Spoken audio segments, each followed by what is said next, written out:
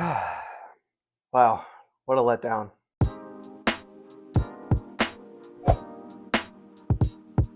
Jaguars lose a tough game at home, 20-12 against the Seahawks, and fall to 4-2 as the Seahawks go to 4-2. Tough game, tough loss. Really, honestly, kind of a letdown after such a big win against the Chiefs. Am I surprised that they lost? No, I'm not surprised. I think the Seahawks are a really good team. Hats off to Seattle.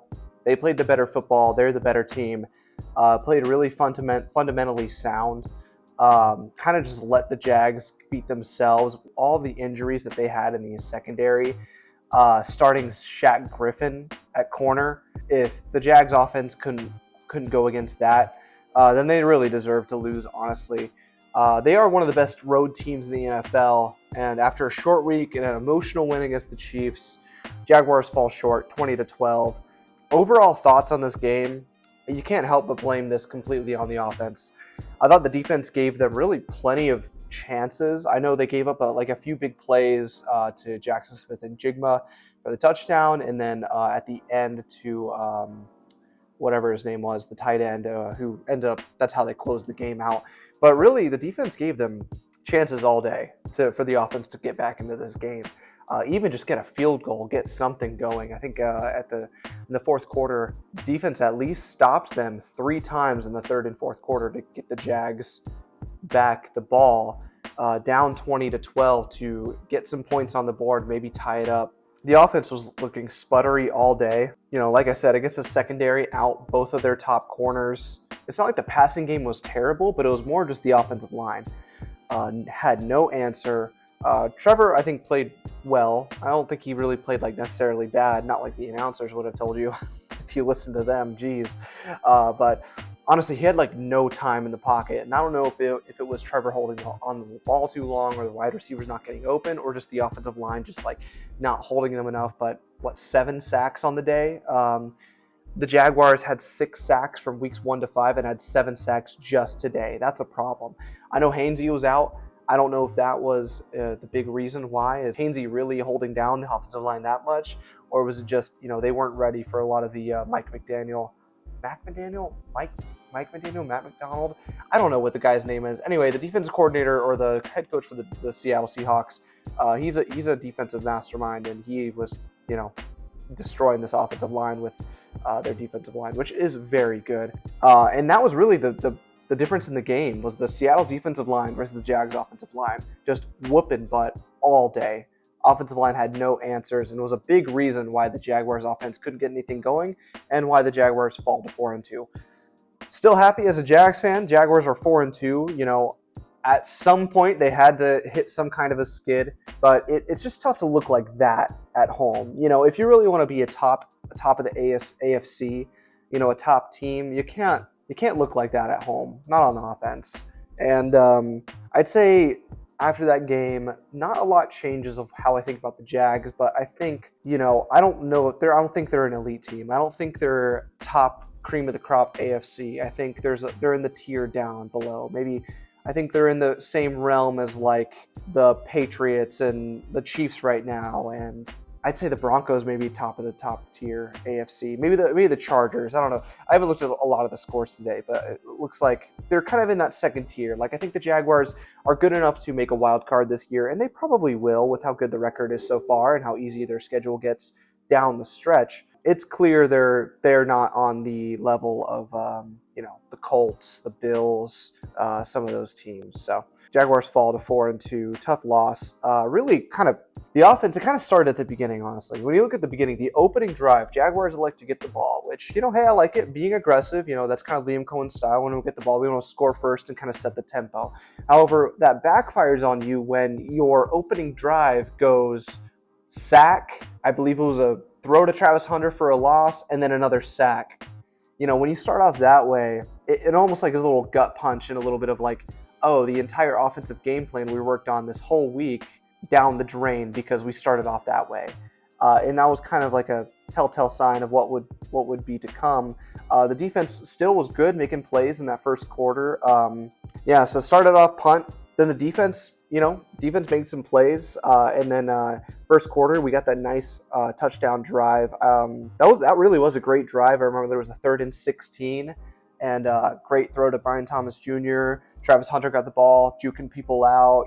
Got a touchdown to Brian Thomas Jr. That was great, good response. And then Cam Little misses the extra point, and we're gonna have some questions about Cam Little coming up. I think so. I think it was pretty clear the Jags were down 14, scored the touchdown, and decided to go for the 2-point conversion. I'm wondering about what Liam Cohen's thoughts are going to be on that. If that was more of, hey, we don't trust the kicker to make their kicks, or were we trying to do some like 4D chess, get within 6 with a chance to win the game at the end? I don't know. All that really did was open up to me more chances to lose the game down the line. And if they really don't trust Cam Little, then you find a new kicker. I don't know what to say. The guy can hit from 70, that's cool, but we need him to make an extra point. That's all we need. We don't need him to hit from 70. If you can hit anything below 50, we'll be happy with that. Good touchdown to respond, but then from there, it was all Seattle. Seahawks go down, kick a field goal. Jaguars punt again, 3 plays, -8 yards. And then gave the ball back to Seattle, and then they get the big play to Jackson Smith-Njigba. You knew that he was going to get his at some point. I didn't expect it was going to be like that, though. Let's see, what is this? His receiving numbers, 8 receptions for 162 yards and a touchdown. I don't know what the plan in the secondary was on defense. And it's kind of funny how we got rid of Tyson Campbell. We traded him away for Greg Newsome late last week, which is huge news. I wish I would have made like some kind of video on it and broke it down. But it was like a lot of Jags fans were kind of mad at Tyson Campbell, and maybe the Jags front office was mad at him too for giving up big plays and big moments. He was giving up big plays to T. Higgins, to Ricky Pearsall, to basically any team. Tyquan Thornton giving up big plays, and then we trade for Greg Newsome, and he gives up a big play, something that Tyson Campbell would have done. So I thought that was interesting. And I did see him on the sidelines a lot after that. So, not that I expected, huge things out of Newsome. It's his first week here. He's probably still learning the defensive system. But giving up that big play to Jackson Smith-Njigba was, pretty crazy. And then the Jags offense drives down the field, and then Cam misses another kick. It's just like kind of what it felt like all day. It felt like I try to be positive during the games, but it just felt so low energy today. Everything from the team, the offense specifically, just felt so low energy. Like it just felt like nothing was really getting into rhythm. They had 2 decent touchdown drives, I'll give them that, but it felt like everything was hard. And the biggest thing that jumped out to me was definitely the offensive line. The offensive line could not get anything going, and no run game was going on the ground. Yeah, 59 yards rushing on the ground. I thought Liam Cohen was coming in to fix this rushing attack. That's 2 weeks in a row where we've seen teams load the box and stop them on the ground, and the Jags really have no answer. Travis Etienne led 12 carries, 27 yards, 2.3 average. That's just you can't let that happen. Offensive line was just getting manhandled up front. Like I said, 7 sacks. Byron Murphy, Leonard Williams, DeMarcus Lawrence, Jaron Reed. That was the difference in the game. The difference of the game was up front. The Seattle Seahawks were more physical. The first game all year that the Jaguars were outmanned and out-physicaled the whole game. It was interesting that the first 5 weeks, I could say confidently that the Jags were the better team every single game. Better team, more physical, dominated the line of scrimmage, played with more physicality, more nastiness. Not this time. Seattle got us.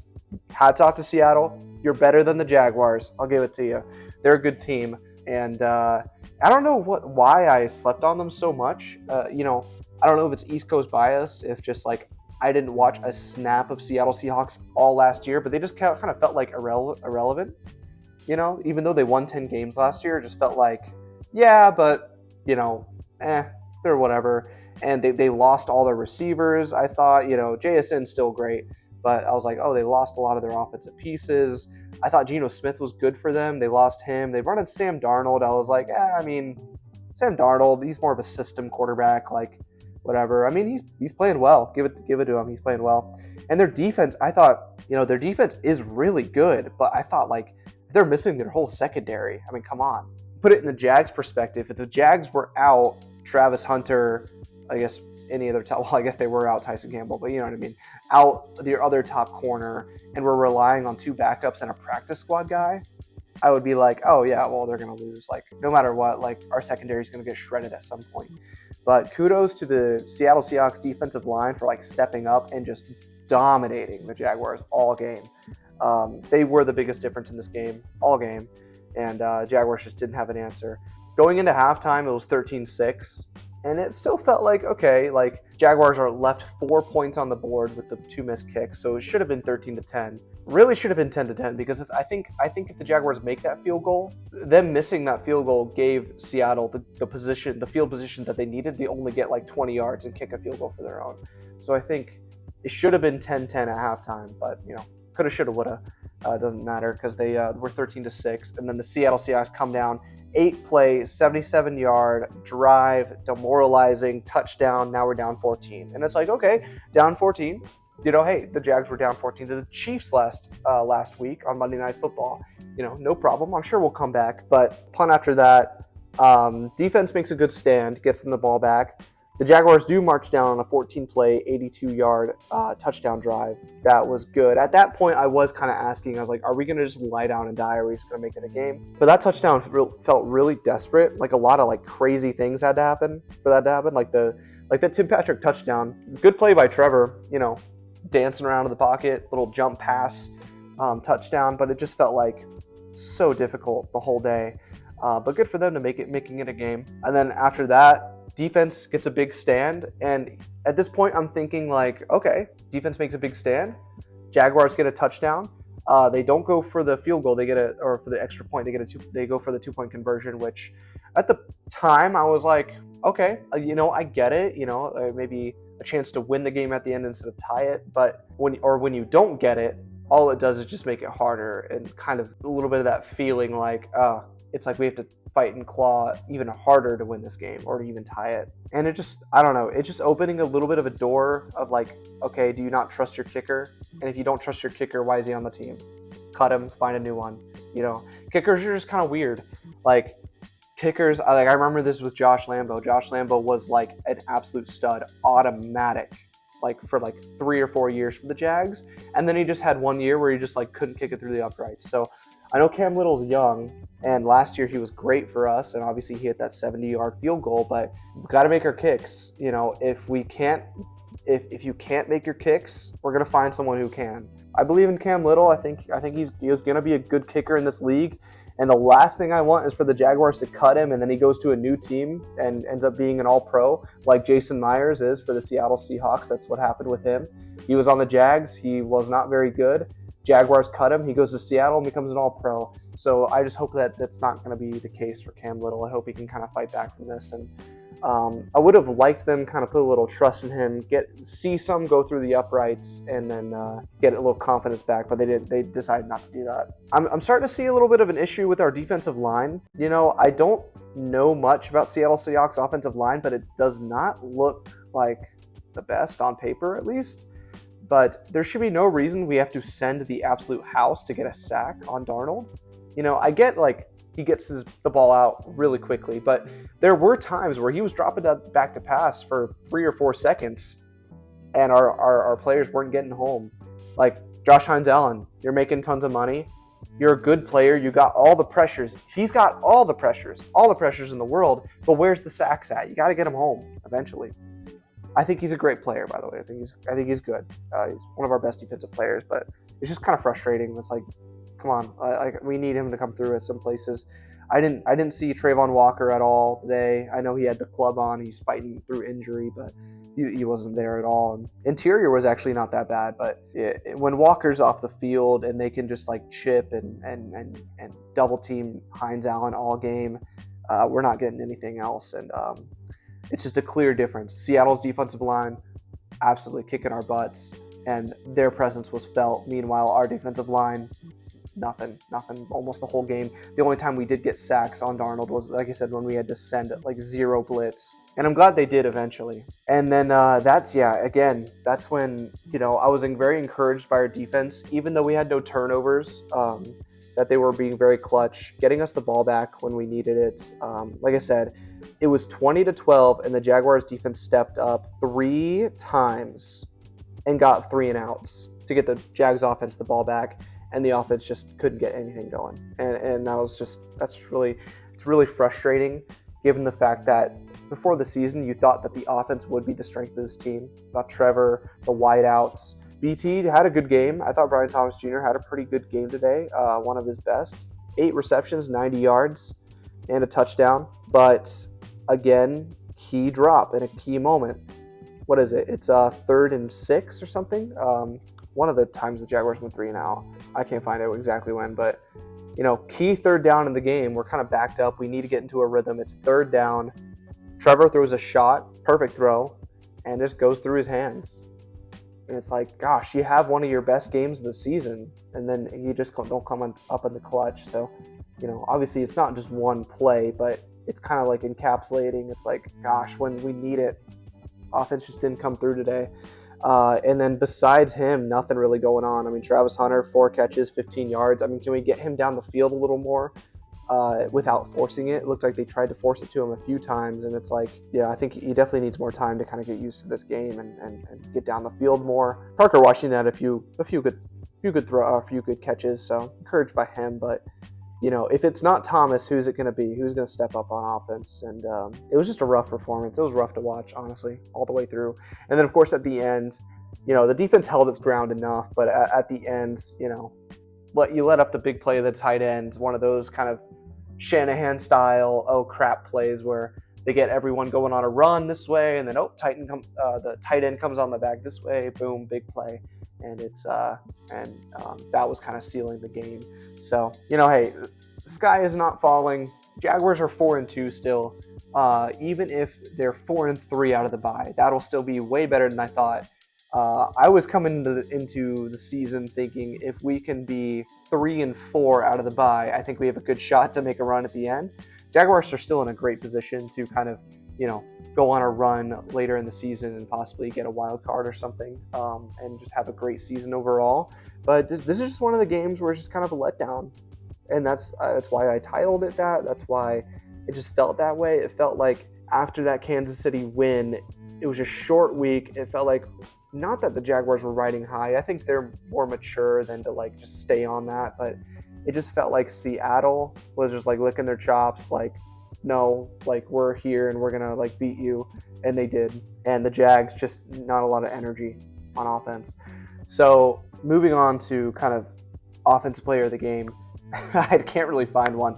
I'm looking up and down the list. I could have gave it to Brian Thomas Jr. because he had probably one of his best games of the year. But he still had that just awful drop when we needed it. So it's I don't want to give it to him. Tim Patrick got a touchdown. Cool for him, but I'm not going to give it to him. Nobody in the rushing game. Definitely nobody on the offensive line. I could just give it to Trevor Lawrence because when you look at least his stats, it's one of those games where at least his stats look good. I know it's kind of a thing with Trevor where he never has good stats. It feels like he's always in less than 200 yards, a touchdown, and interception. That's his stats for every game ever. Even though I think he usually plays pretty good. I guess I'll give it to Trevor. He played okay, but gosh, 7 sacks, 44 yards lost on sacks. That can't happen. The offensive line has to get into the drawing board on that. I wish I could see what happened. They never explained why Devin Lloyd was out for the whole game. I saw him on the sidelines constantly, and I don't think they ever explained why he was on the sidelines and why Ventrell Miller was in there. I don't know did he bust a coverage and then they decided to take him out or something? I don't know, but you're talking about an all-pro caliber linebacker this year just sitting on the bench, and though the defense still played well, I think Ventrell Miller probably played really well. You're just going to keep him on the bench? I don't know.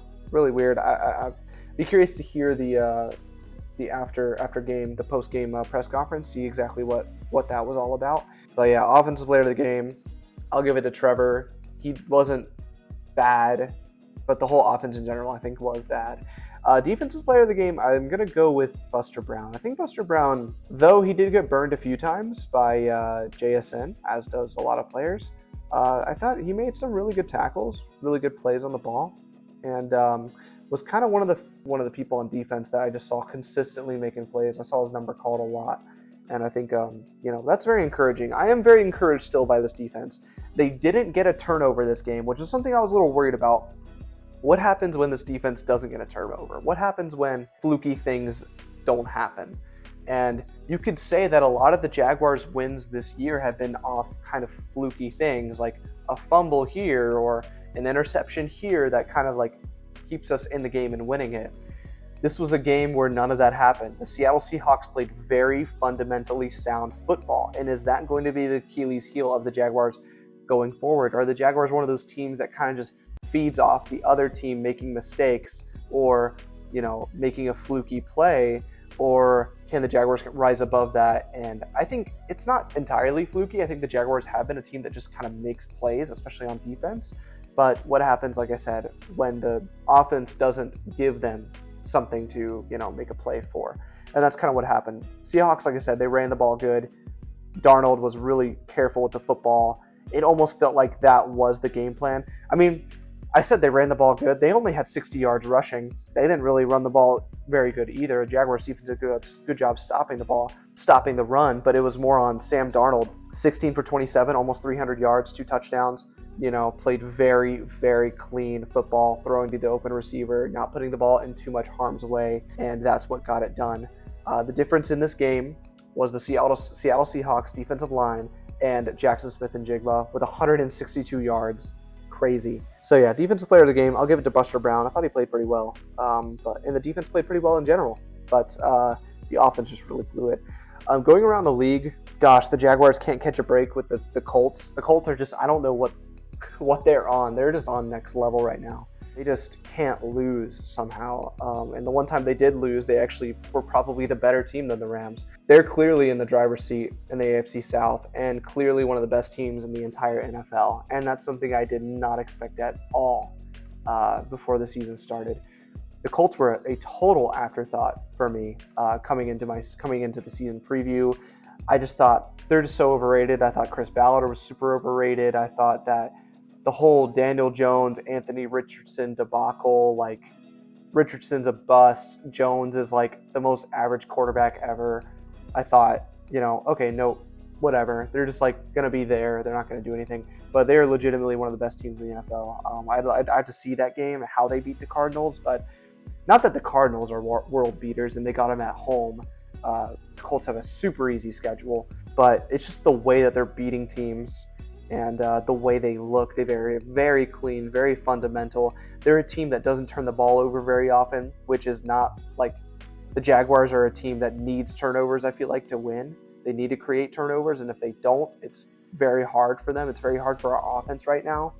So they're clearly front and center, AFC South. In the AFC, Jaguars are 4-2. The Titans are playing right now. The Titans are playing right now, but I mean, it's the Titans, and then the Texans are also on bye week. So, the Titans are playing the Raiders. Okay, so yeah, the Jaguars got their work cut out for them for sure. This was a really rough patch of the schedule.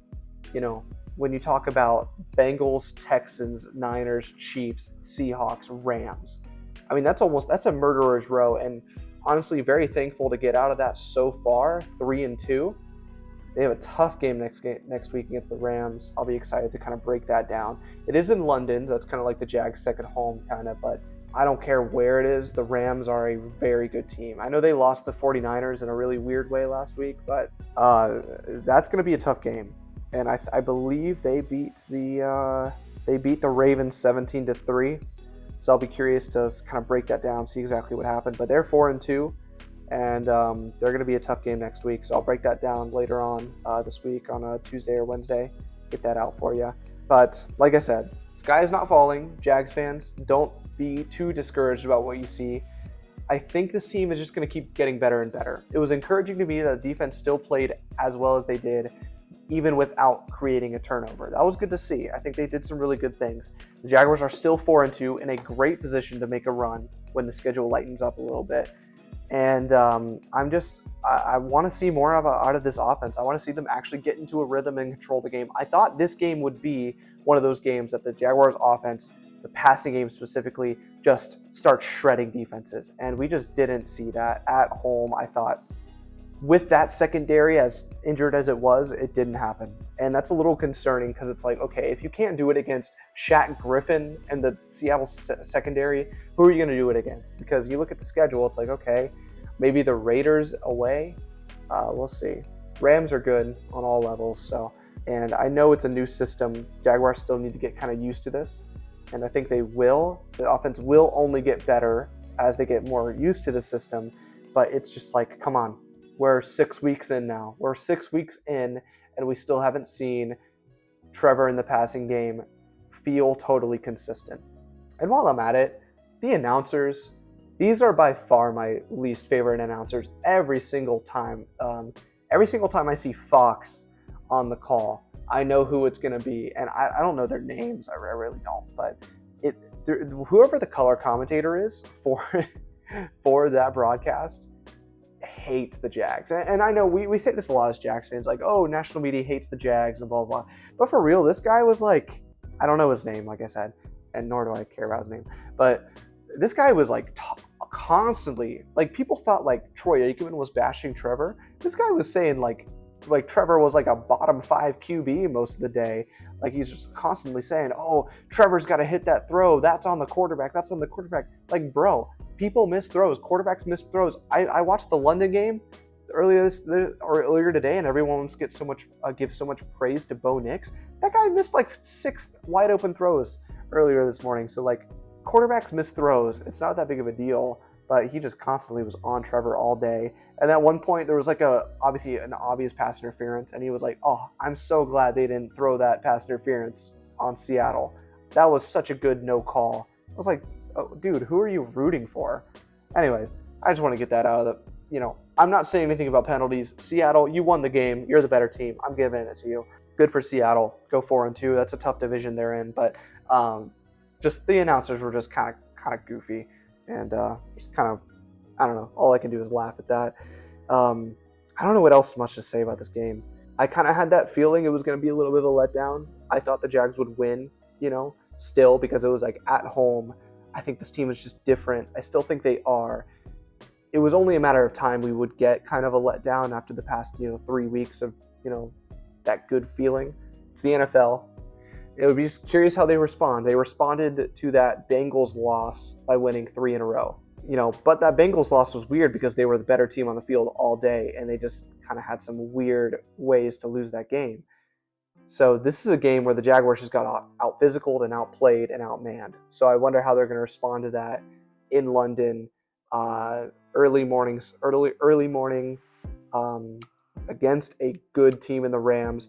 I will not be surprised if the Jaguars were 4-3 after this bye, and I will still be happy if they're 4-3 after this bye. I will not be panicking, but it's like you have the opportunity to really make up a lot of games, and if you are 5-2 after the bye, you have a really opportunity to be a double-digit win team, convincing wild card or AFC South down the line. We'll see what happens though. I'm not panicking.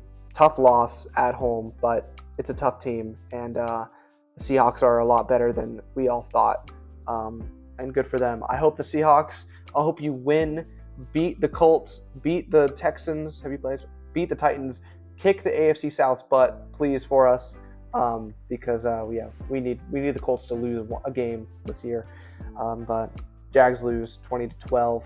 Yeah, tough game, tough loss. But I'll be breaking it down later this week against the Rams. I'll be breaking this game down a little more, and any other thoughts I have. I'll be looking forward to next week.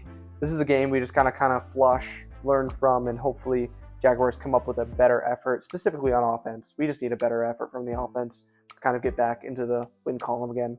But hey, thanks for watching. Jags fans, don't worry. We're still way better than we thought we were this year, so we got to be happy about that. And we got to bring those positive vibes going into next week. So, hey, this is Jags Japan. Megan wasn't feeling well today, so she couldn't get on the post-game show with me, but that's okay. Keep the good vibes rolling. Hope you guys have a good week. Thanks for watching. Now, see you later.